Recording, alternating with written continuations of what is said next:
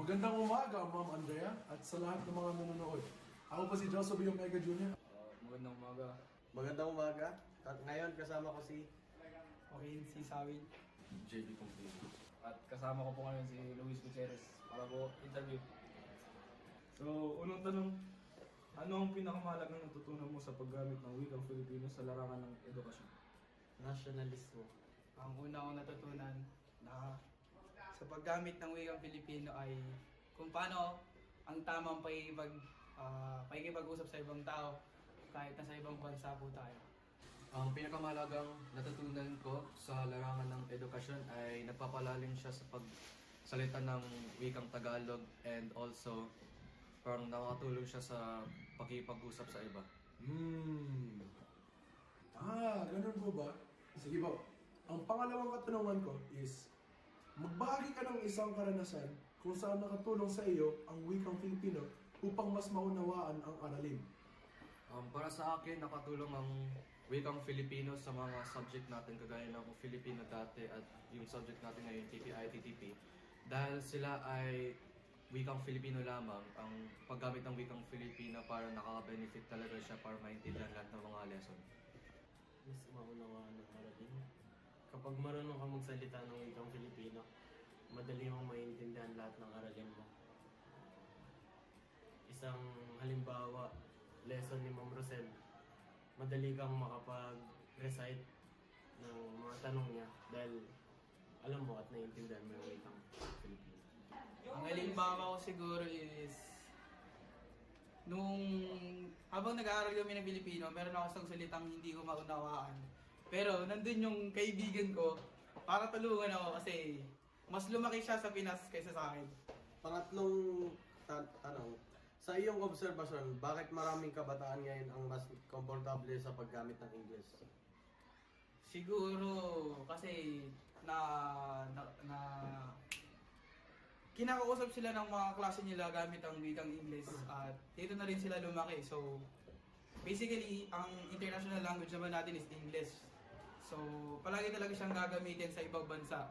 Pero pag lumaki ang isang bata sa Pilipinas, mas matututo siyang magtagalog. Batay sa aking obserbasyon, mas komportable sila sa paggamit ng wikang English dahil malakas ang impluensya ng internet ngayon at saka as everyone knows, yung English ay ang universal language kaya parang mas naintindihan ng bawat tao kahit puro ang English, at least parang naintindihan nila lahat. Dahil mas advanced ang technology na meron tayo ngayon, ang mga magulang, mas gusto nila nabigyan yung anak nila ng mga gadget. So, yung bata, mas nanonood siya, mas iniintindi niya, lahat naman ng laman ng, let's say for example, YouTube, puro English. Limitado lang yung meron na wikang Filipino. Kaya yun. Pangapat na tanong, nakita mo ba ang unting-unting nakakawala sa paggamit ng Filipino sa panahon ng globalisasyon? Ipaliwanag ang iyong sagot.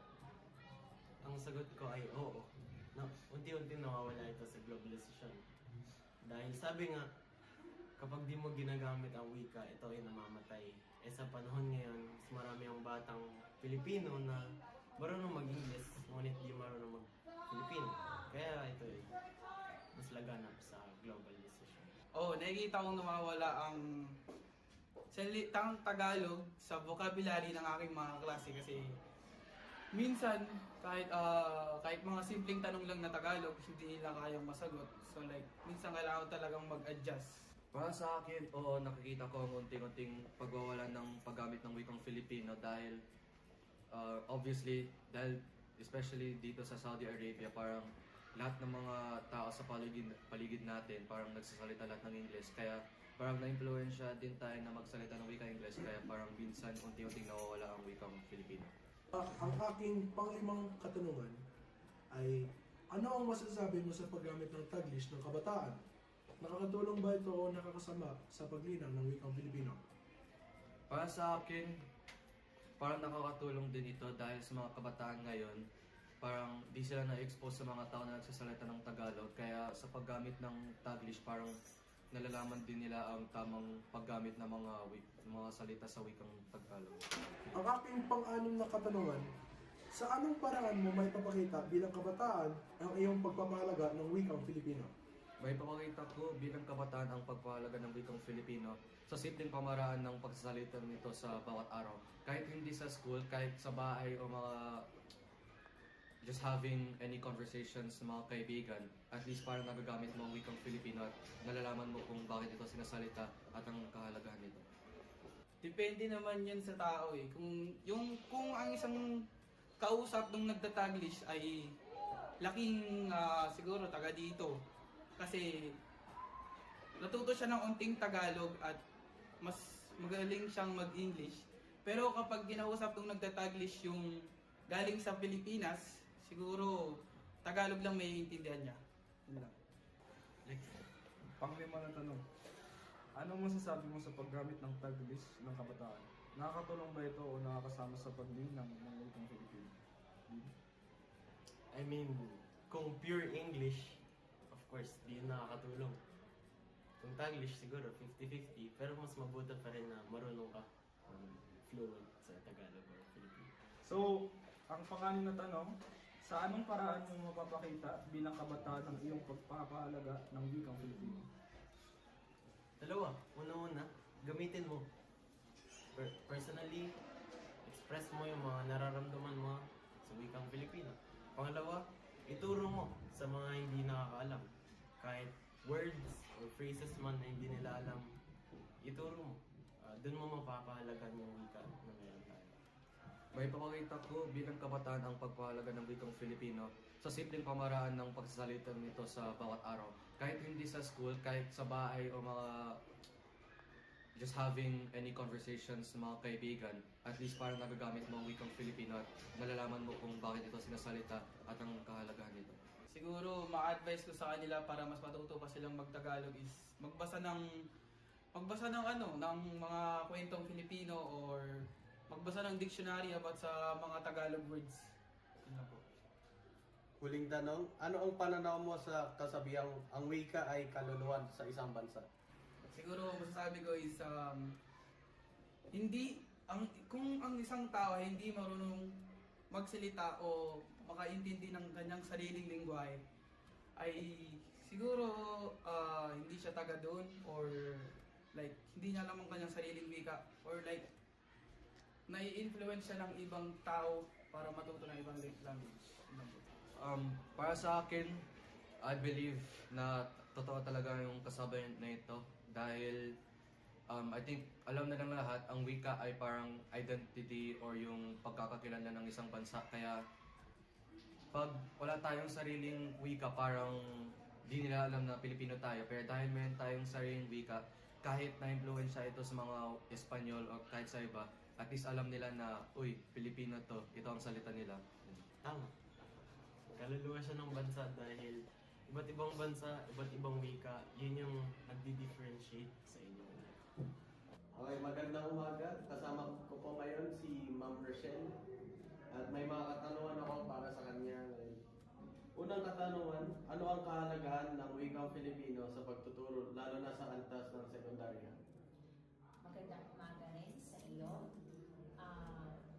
Mahalaga ang pagtuturo ng wikang Filipino o yung tinatawag nating wikang Tagalog lalo na sa antas ng sekundarya kasi dito natin maibabahagi rin kung ano yung mga natutunan natin hindi lang sa ating mga magulang kundi mahalaga rin itong maipagbigay alam natin sa mga kasalukuyang henerasyon ang wikang Tagalog ay siya nating wikang pambansa. Ito ay ginagamit sa mga asignaturang Filipino at ariling panlipunan. Dito rin nalilinang ang pagiging makabansa natin sa paggamit natin ng wikang Filipino. Maraming salamat po. Sunod na katanungan, paano mo ilalarawan ang kasalukuyang estado ng paggamit ng Filipino sa iyong paaralan? Sa kasalukuyan dito sa SPIS, ang aking personal na obserbasyon, di man ako nagtuturo ng asignaturang Filipino, masasabi ko na hindi siya 100% na ang wikang Filipino ay nagagamit ng mga kabataan sa ngayon. Dahil lalo na kung ang mga estudyante ay ipinanganak dito sa bansang gitnang silangan, karamihan sa mga estudyante ngayon ay hirap sa pagsasalita ng wikang Tagalog at hirap din silang makaintindi kung ano yung topic na inaaral nila sa asignaturang Filipino. So siguro sa kalagayan natin ito sa gitnang silangan, lalo na yung mga tinatawag nating mga estudyante lumaking ang ginagamit na pinakaunang salita nila is sa wikang Ingles, kinakailangan maituro din natin sa kanila, lalo-lalo na ang ating mga magulang. Una sa lahat, ang mga magulang ang siyang pinakaunang guro nila. So kinakailangan na kahit saang bansa man sana tayo ipinanganak o kahit saang bansa man sana tayo lumaki, kinakailangan pa rin natin matutunan na gamitin ang wikang Tagalog. Nang sa gayon ay hindi naman tayo maging kumbaga behind, lalo na pag tayo ay babalik na sa ating bansang Pilipinas. Kinakailangan matutunan din natin itong salitain. Kinakailangan makaintindi rin tayo ng wikang Tagalog. Pangatlong tanong po, ano ang iyong obserbasyon sa kakayahan ng mga mag-aaral ngayon sa paggamit ng Filipino? Sa ngayon, ang obserbasyon ko bilang isang guro, hirap sila. Nahihirapan silang yung kanilang comprehension sa paggamit ng salitang Filipino. Kumbaga, ilan-ilan na lamang sa mga estudyante ngayon ang talagang bihasa. Ibig sabihin yung marunong talaga sa paggamit ng wikang Filipino, lalo na sa, kasi pag sinabi natin gagamitin or paggamit ng wikang Filipino, lalo na sa ating paaralan, kinakailangan magamit natin ito sa larangan ng 4 macro skills. Kinakailangan marunong nating gamitin ang wikang Filipino sa pagsusulat, sa pagsasalita, sa pagkikipagkomunikasyon at pakikipagtalastasan, ayan, at syempre yung comprehension din natin sa pagbabasa. Kinakailangan matutunan natin yan. Ngayon, sa aking personal na obserbasyon, sabi ko nga sa inyo kanina, hirap ang karamihan sa mga kabataan ngayon na makaintindi ng wikang Filipino at paano rin ito gamitin. Minsan nga, may mga pagkakataon na sa loob ng classroom, okay, tinatanong nila ang teacher or ang isang guro kung ano yung translation ng wikang Tagalog or yung salitang Tagalog, ipapatranslate pa nila ito sa wikang Ingles. Nang sa gayon ay maintindihan nila ito. Okay? Gayon din halimbawa sa pagdating sa mga pagsusulit. Okay? May mga pagkakataon na ang mga guro ay talagang tinatranslate yung isang pangungusap sa wikang Ingles, nang sa gayon ay maintindihan ng bata at doon na rin sila makakasagot. So yun yung aking mga nakikitang mga problema ngayon sa loob ng ating eskwelahan. So ngayon, ang masasabi ko lang para magkaroon ng maayos na siguro pagtuturo sa wikang Filipino at nang sa gayon ay maintindihan din ng mga kabataan ngayon kung paano yung kanilang comprehension sa wikang Filipino, kinakailangan una sa lahat, ituro ito sa loob ng tahanan. Okay, unang-una ang mga magulang natin. Huwag sana natin hayaan na tawag dito, maging, kumbaga secondary na lang yung sariling wika natin. Okay? Hindi naman kasi ibig sabihin na kapag lumaki tayo sa banyagang bansa, yung wikang Ingles na lang ang lagi natin gagamitin. Hindi naman po. Since tayo ay lumaking Pilipino, so kinakailangan tayo